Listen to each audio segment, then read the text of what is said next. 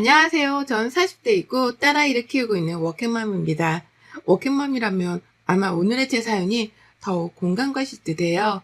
아이는 키워야 하고 키우려면 또 돈을 벌어야 하는 이 지긋지긋한 악순환의 굴레에 빠져 하루하루를 피눈물을 흘리고 삼키며 살았던 지난 날들을 다시금 떠올려보며 오늘의 사연을 한번 공유해 볼까 합니다. 전 웹디자인의 편집 쪽으로 일을 하고 있어요. 처음엔 전망이 그리 좋지 않을 거라 생각했지만 의외로 일을 하다 보니 더 전망이 좋아졌던 일이었고 제 일을 사랑하게 되었죠. 하면 할수록 매력적이었고 제가 발전할 수밖에 없는 계기를 늘 꾸준히 만들어주는 직업이었습니다. 이 직업으로 일을 하다 상대 거래처 회사 직원이었던 남편과 연이 닿아서 연애를 하게 되었어요. 서로 30대의 나이에 만나게 되었죠. 나이 차는 겨우 3살 차이로 적지도 많지도 않은 딱 적당한 나이 차에 적당한 시기에 만났습니다. 그래서 더 좋았던 것 같아요. 어느 정도 제가 안정이 된 시기에 안정된 사람을 만나서 말이죠. 남편도 저도 월급쟁이였지만 전 언젠가는 회사가 아닌 프리랜서로 일을 하며 제 이름을 걸고 제 일을 하는 게 꿈이었습니다. 그러기 위해선 더 노력하고 배워야 했고 이쪽 바닥에 이미지도 좋게 많이 쌓아야 했죠. 입소문이 빠르고 무서운 만큼 입지를 쌓기 위해선 이미지 메이킹은 필수였습니다. 그런데 남편과 제가 연애를 한다는 사실이 이리저리 퍼지면서 예상치 못하게 이쪽 바닥에 이슈가 되었고 덕분에 제 이름을 알리는데 한몫하기는 했어요. 사내 연애까지는 아니어도 비슷한 느낌이어서 아무래도 많은 관심을 받았죠. 그렇게 남편과는 연애를 하다 결혼을 했습니다. 저희 부부는 결혼 후에도 변함없이 맞벌이를 했어요. 그리고 언제고 아이를 낳더라도 맞벌이는 할 계획이었습니다. 요즘 세상에 맞벌이가 아니면 도저히 살기가 힘들잖아요. 그러니 방법이 어디 있나요? 둘이 열심히 벌어먹고 사는 거 말고는 방법이 없죠. 그래서 결혼 후에도 내내 열심히 일을 했고 아이를 낳고 프리랜서로 전향할 수 있도록 최대한 노력을 해보기도 했습니다. 그치만 프리랜서로 전향해서 일을 한다는 게 결코 쉽지도 않았고 아직은 제가 부족하고 배울 것이 더 많았기에 시기가 별로 적절하지 않다고 판단을 했죠. 그러던 중 저희 부부가 결혼한 지 1년쯤 되었을 무렵 아이가 찾아와 줬고 머리가 복잡했습니다. 많은 고민을 했으나 아직 프리랜서로 전향하는 것 무리가 있다고 판단을 했고 최대한 만삭 때까지 버티다 출산휴가를 받고 출산 후에는 육아휴직 딱 2개월만 하고 복직을 해야겠다 싶었죠. 저희 친정엄마께서 딸아이를 봐주신다고 하셔서 마음 놓고 일을 할 수 있었습니다. 결코 그렇게 하고 싶진 않았지만 방법이 없었어요. 시터를 구하자니 솔직히 남의 손에 그 어린애를 맡기는 게 쉽지가 않더라고요. 남편과 상의 끝에 위와 같은 결정을 내렸고 저희 친정엄마께서는 그래도 1년 정도는 쉬다가 들어가지라며 아쉬워하셨죠. 몸도 상하고 애기도 눈에 밟혀서 어떻게 일을 하려고 하냐고 말입니다. 그러나 시모는 완전 다르셨어요. 요즘 젊은 여자들도 능력 없으면 결혼도 못하는 거라면서 애 낳고 집에 팔자 좋게 퍼져 사는 여자들 보면 한심하기 짝이 없다고 말씀을 하셨습니다. 이게 늘 제게 무슨 세뇌하듯 하시던 말씀인데 제가 일을 쉰다고 한 적도 없는데 혹여나 제가 일을 관두고 집에서 애를 볼까봐 불안해했죠. 그런 마음이 너무 느껴지니까 너무 꼴보기 싫었습니다.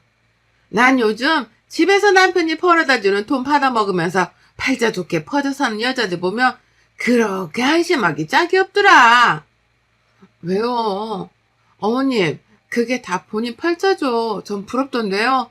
남편이 돈 잘 벌어다 주니 집에서 편히 살림하고 애기한테 집중할 수 있는 건데 얼마나 좋아요. 미련하고 한심한 소리 하지 말아라. 넌 절대 그럴 생각도 하지도 마. 알겠지? 요즘 세상이 어떤 세상인데 직업 없는 여자들이 어딨어. 내가 애초에 너 맞벌이도 안 하고 직업도 없고 그런 애였으면 며느리를 허락도 안 했어. 남자가 집 사오고 돈 벌고 그런 거 타임 말이지. 요즘이 어떤 세상인데 안 그러니? 뭐 그렇죠. 그런데 신혼이면 맞벌이가 맞는데 아기를 낳으면 다르긴 하죠. 그 조그만 핏덩이를 두고 나가서 돈 번다는 게 어디 쉬워요? 어머님 얘기도 산모도 참 서로 못할 짓이죠. 얘 좀 봐라. 나는 애 낳고도 바로 뛰어다닌 사람이야. 요즘 세상이 이상해서는 산후조리원이네 뭐네 그딴 거에서 산모를 아주 무슨 여왕 대접하는데 그럴 필요가 뭐가 있냐, 안 그래? 아무튼 애 낳고 2개월 육아휴직 그거 하고 바로 일하는 거 맞지? 맞아요, 어머님. 가만 보면 어머님은 제가 일 안 하고 쉴까봐 너무 불안하신 것 같아요. 난 딱 싫어. 그러니까 쉴 생각 하지 말고 일해. 사직은 멀쩡한데 어디 남편이 벌어다 주는 돈에 기생해서 살 생각하냐? 얼마나 멍청하고 미련하면 안 그래? 전 이런 시모의 마인드가 너무 웃겼던 게 본인 소개였거든요. 저희 시모가 한평생 일을 해본 적이 없었습니다. 어려서 바로 시부랑 혼전임신으로 애 낳고 그렇게 사신 양반이라 한 번은 본인 손으로 일해서 뭘 벌어먹고 살아본 적이 없으셨죠. 그러다 시부가 남편이 20대 때 돌아가셨는데 그때 처음으로 일을 하셨냐고 여쭤봤더니 시부가 남긴 돈으로 아주 편히 살고 계신 양반이 저렇게 말을 하니 정말 웃겼습니다. 그리고 막말로 주부가 뭐 어때서요? 전 너무 부럽거든요. 내 새끼 낳아서 떼놓지 않고 품에 끼고 내내 돌보면서 그렇게 살고 싶은데 돈이 아쉬우니 그 어린 거 집에 두고 나가서 돈 벌어야 하는 입장인 건데 저렇게 말하는 시모를 보면 열불이 났죠. 임신 기간 내내 시모는 제가 혹여나 몸이 힘들어서 회사를 간둘까 걱정스러워 안부 전화를 매일같이 하셨어요. 제 건강이 걱정되는 게 아니라 회사를 관둘까봐 말이죠. 나다. 출근은 했지? 별일은 없고? 네, 출근했고 별일 없어요. 그래, 산모들 보니까 다 만삭때까지 일하고 그러더라. 네가 뭐 몸쓸 일을 하는 것도 아니고 앉아서 컴퓨터나 두들기는데 힘들 게 뭐가 있겠어, 그치? 곧 출산이니 잘 버텨라. 어머님, 이렇게 매일 전화 안 하셔도 저 안 그만두니까 걱정 마세요. 이렇게 매일 전화하시는 게 더 힘드네요. 무슨 말을 그렇게 하니? 내가 너 그만둘까봐 전화했겠니? 안부 인사지. 어머님, 매일 전화하셔서 첫 물음이 출근했냐, 회사 잘 나가냐, 그만둔 거 아니냐고 여쭤보시잖아요. 그만해주세요. 시모는 정말 하루가 멀다 하고 전화해서 저랬어요. 제가 딱 출산 예정일 일주일 전에 출산휴가를 써둔 상황이었는데 이것도 트집을 잡았죠. 뭐하러 일주일이나 쉬냐면서 말입니다. 쉬면 뭐하냐고. 하루라도 일을 해서 돈을 벌 생각을 해야지. 어차피 컴퓨터 앞에 앉아서 일하는 거 힘든 것도 없는데 쉴 생각이나 한다면서 제게 미련하고 책임감이 부족하다는 말을 하더군요. 참 어이가 없고 화가 났지만 대꾸하지 않았습니다. 곧 출산을 앞두고 있고 제 감정이 애기한테 전달이 되니 굳이 시부 때문에 화를 내고 싶지 않았거든요. 겨우겨우 참았지만 출산휴가 고작 일주일 동안 시모의 잔소리 폭격에 스트레스를 잔뜩 받았습니다. 갑자기 뜬금없이 영상통화가 왔길래 전화를 끊고 다시 걸어서 잘못 꼬신 것 같아서 전화를 다시 걸었다니까 영상통화가 맞다고 받으라는 거예요. 그래서 뭐지 싶어서 우선 카메라를 꺼둔 채 받았더니 주변에는 시모 지인들로 추정되는 사람들로 많았고 시모는 제게 이렇게 말했죠.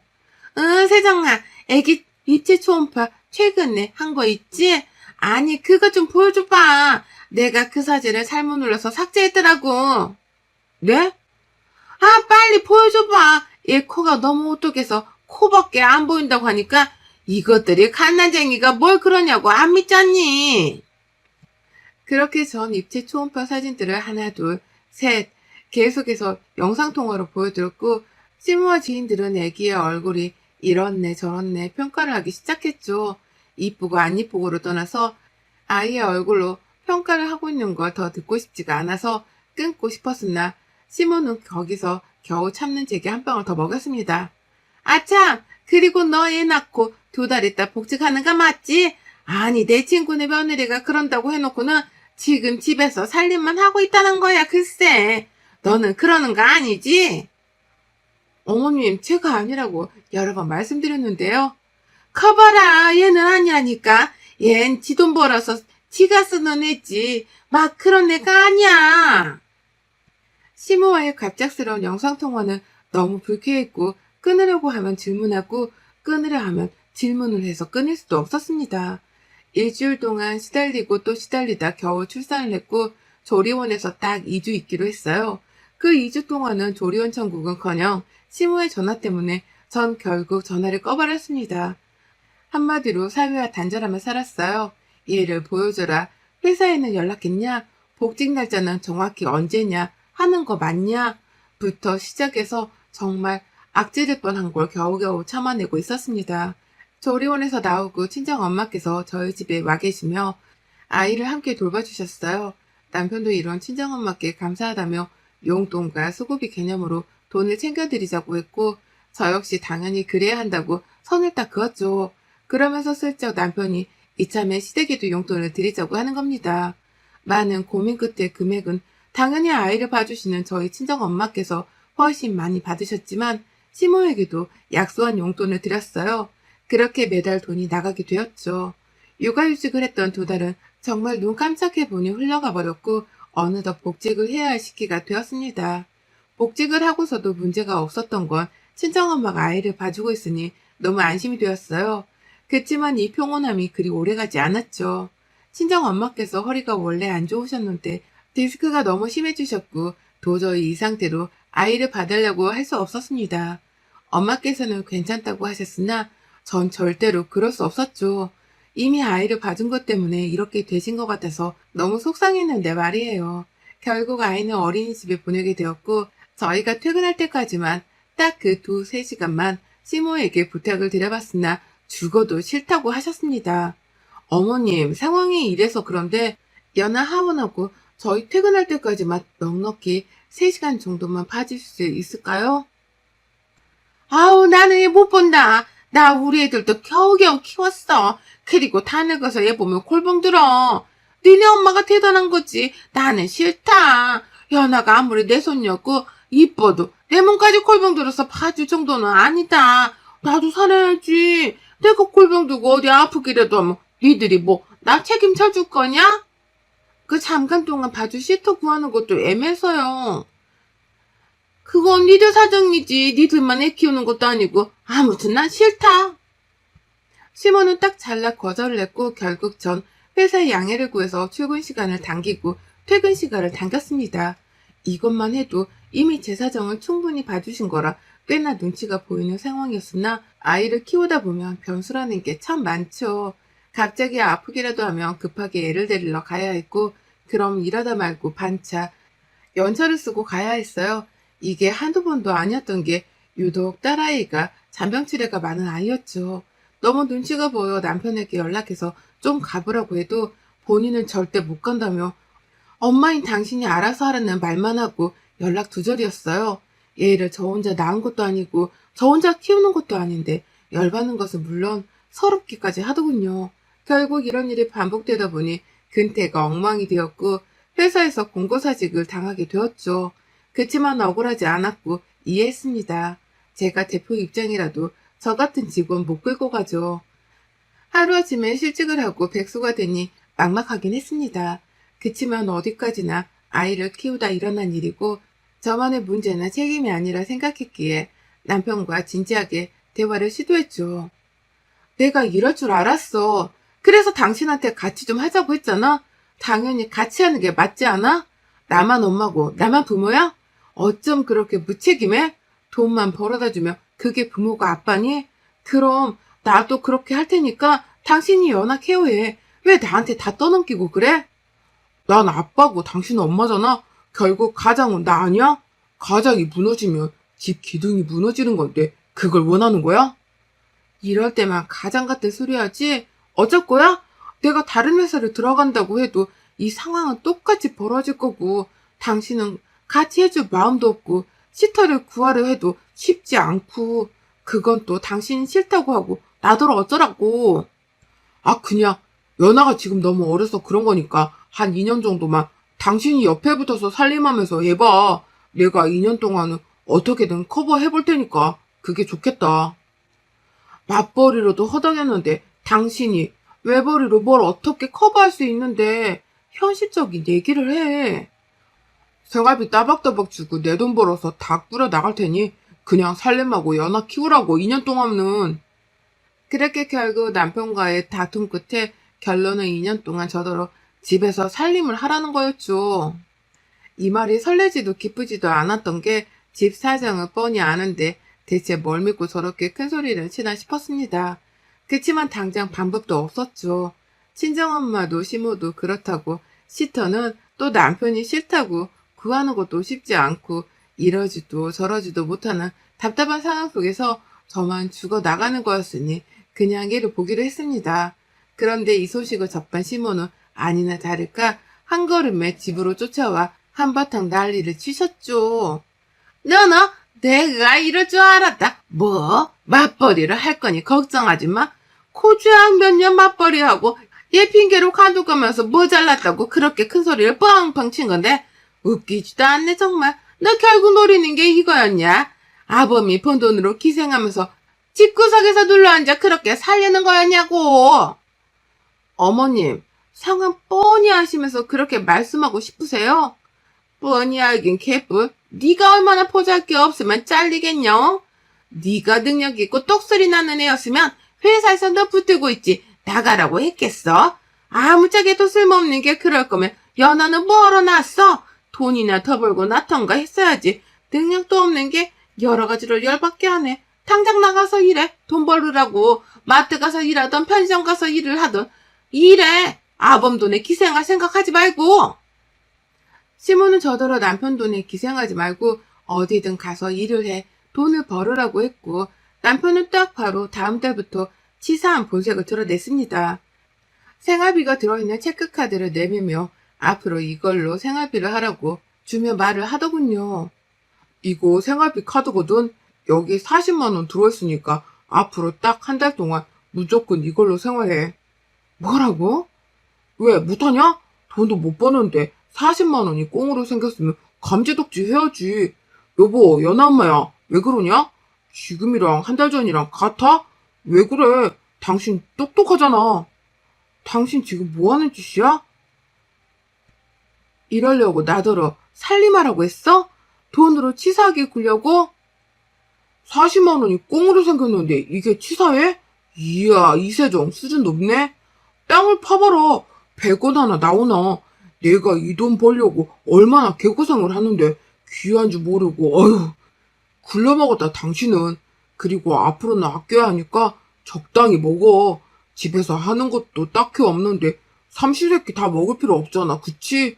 요즘 다이어트다 건강이다 해서 일일 일식 많이들 하니까 그거 해. 당신도 그래야 식비가 줄지. 나야 밖에서 먹으니 괜찮은데 당신 입으로 들어가는 건 다 내 돈이잖아? 말 다 했니 정말?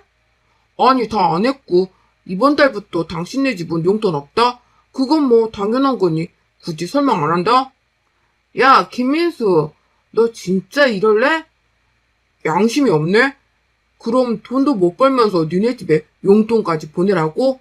내가 번 돈으로 생색은 다 내시겠다?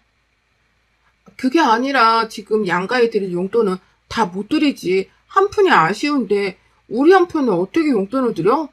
아니지, 난 벌잖아. 우리 집에 난 드릴 수 있는데? 정 효도하고 싶으면 네가 벌어서 드리던가. 왜 자꾸 우리래?